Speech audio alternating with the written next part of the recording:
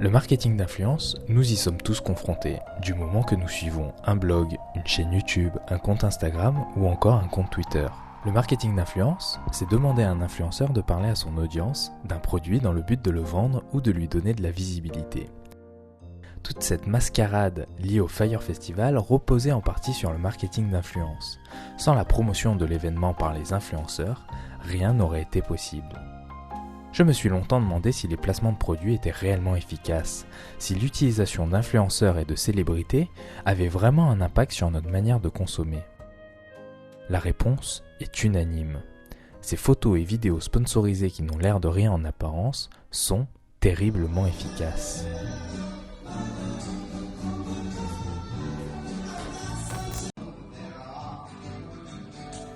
En effet, 75% des internautes français ont déjà effectué un achat après la publication d'un influenceur. De plus, en moyenne, les marques obtiennent un retour sur investissement de x7. La question que l'on peut se poser, c'est comment se fait-il que l'on soit si influençable ?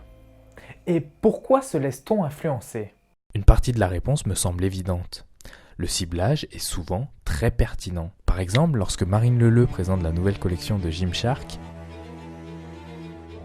ou que Julien Fabreau met en avant le dernier appareil photo de Panasonic,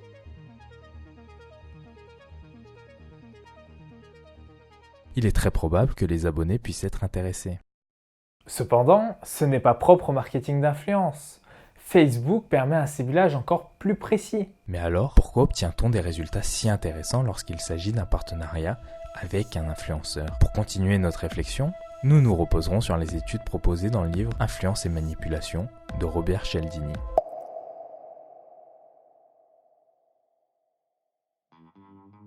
Je ne choquerai personne en disant que nous serons plus à même à répondre aux requêtes des personnes qui nous sont connues et sympathiques. Cependant, ce qui est moins courant, c'est que ce principe d'apparence très simple est utilisé tous les jours de 1000 manières différentes dans le but de nous influencer. Clarence Darrow, célèbre avocat américain, disait « Le travail d'un avocat consiste, pour l'essentiel, à rendre son client sympathique au jury. » Hi boys, Harley Quinn. Un être sympathique influence considérablement notre opinion.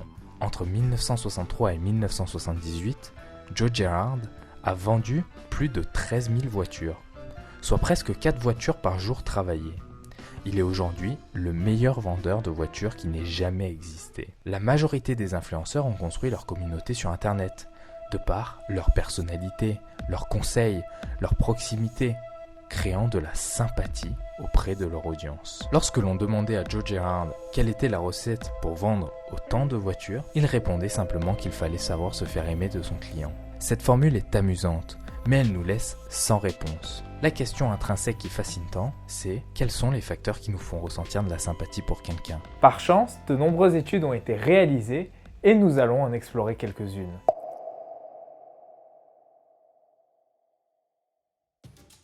Il est temps de regarder d'un peu plus près comment s'est articulée la campagne du Fyre Festival. La campagne est composée de 400 influenceurs. En priorité, ils ont engagé les influenceurs et les mannequins les plus populaires d'Instagram. Ensuite, il est assez facile de discerner une certaine ligne directrice.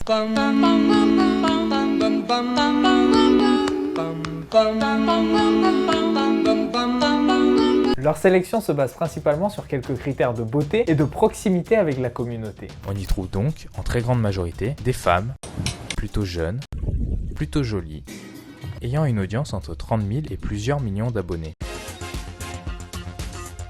Les plus populaires d'entre eux ont été rémunérés entre 20 000 et 250 000 $ pour publier simultanément la même photo.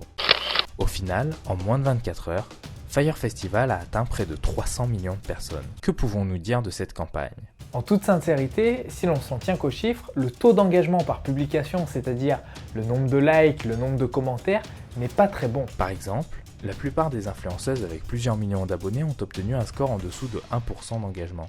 Ce qui est très moyen par rapport à leur moyenne habituelle et à la moyenne d'Instagram qui est de 3%. La course au like n'est pas une fin en soi. L'objectif principal est de vendre et il a été atteint. En moins de 48 heures, ils ont écoulé 6000 tickets, vendus entre 2000 et 12 000 € la place. Cela fait une fourchette allant de 12 millions à 72 millions de revenus en 48 heures. Ce n'est pas anodin si Fyre a sélectionné ses influenceurs avant tout sur des critères de beauté.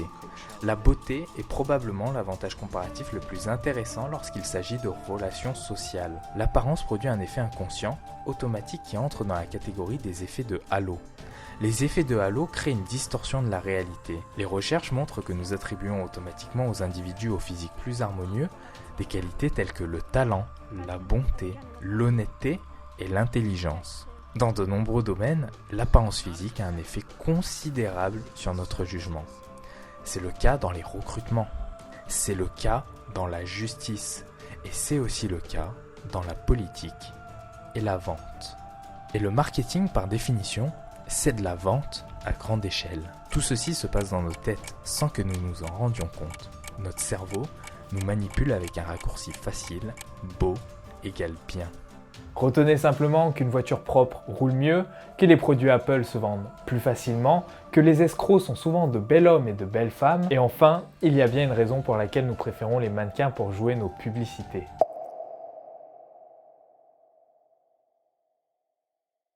Nous adorons croire le bien que l'on dit de nous, et nous aimons ceux qui le disent. Ça va mon chéri d'amour? Oui, ça va. Bah je voudrais qu'on applaudisse très fort, regarde. T'es une bombe. Moi aussi, je te kiffe. Moi aussi. Je t'aime trop. Moi aussi. Attention, Merci mon chéri. ne vous méprenez pas. Je ne dis pas que tous les compliments sont mal intentionnés, et ne sont là que pour vendre. Simplement, la nature humaine est toujours prête à gober n'importe quelle flatterie, même quand ces louanges ne sont pas sincères. Les petits gimmicks, le ton employé, les expressions récurrentes deviennent des private jokes entre les abonnés et le créateur. Ce sont des moyens de rassembler, de rapprocher les fidèles et d'exclure ceux qui ne prennent pas le temps de s'intégrer. Un peu à la manière des callbacks sur scène. D'accord. C'est que l'intérêt du callback, c'est que si demain, toi et moi, on devient potes, au bout de pas très longtemps, on va avoir des blagues, des private jokes entre toi et moi. Et en gros, tu peux reproduire ça sur une scène en installant des trucs au début.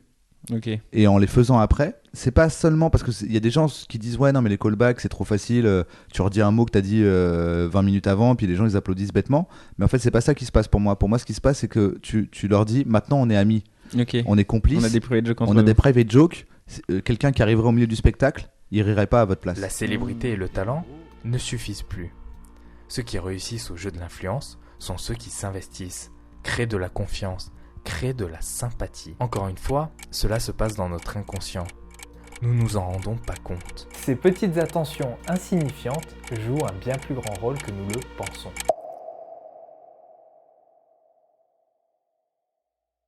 Un météorologue est plus ou moins apprécié selon les saisons. Lorsqu'il fait beau, il voit des pics de popularité. Mais lorsqu'il annonce du mauvais temps, il est détesté. La nature du message infecte son messager. Shakespeare.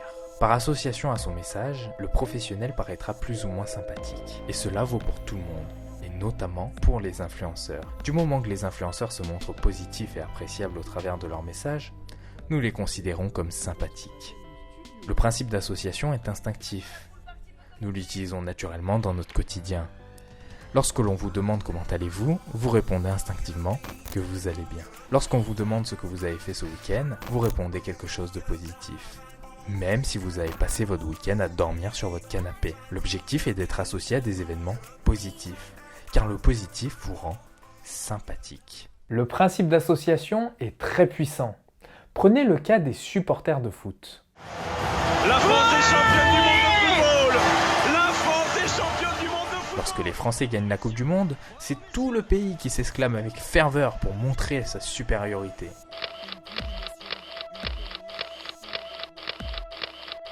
Pourtant, nous n'avons rien fait. C'est un moyen de nous donner de l'importance. C'est un moyen de nous valoriser. C'est pour cela qu'une mère aime tant parler de son fils si intelligent et qu'un homme cultivé prendra plaisir à partager sans cesse les citations de ses auteurs préférés. Un moyen de s'associer à eux, un moyen que leur mérite rejaillisse un peu sur nous. Le principe d'association est partout sur Internet. Il est la première raison pour laquelle vous partagez une publication. Les publications sur votre fil d'actualité ne reflètent pas votre identité. Elles reflètent seulement le masque pour lequel vous souhaitez être associé. Si la France gagne 3-0 contre le Brésil, par association, vous allez avoir envie de le partager.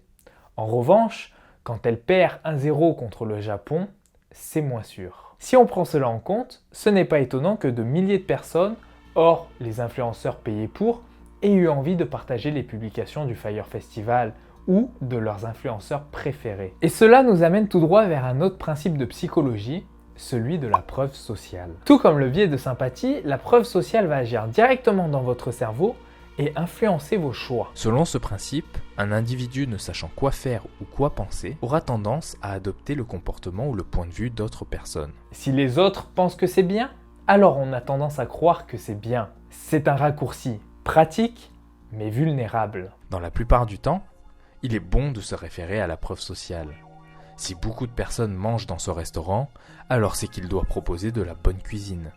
En revanche, la preuve sociale peut être orchestrée pour nous manipuler. Demander à 400 des influenceurs les plus populaires de la planète pour publier une publication simultanément sur les réseaux sociaux est un bon moyen d'exploiter la preuve sociale. Difficile alors de discerner s'il s'agit d'un festival de luxe ou d'une supercherie.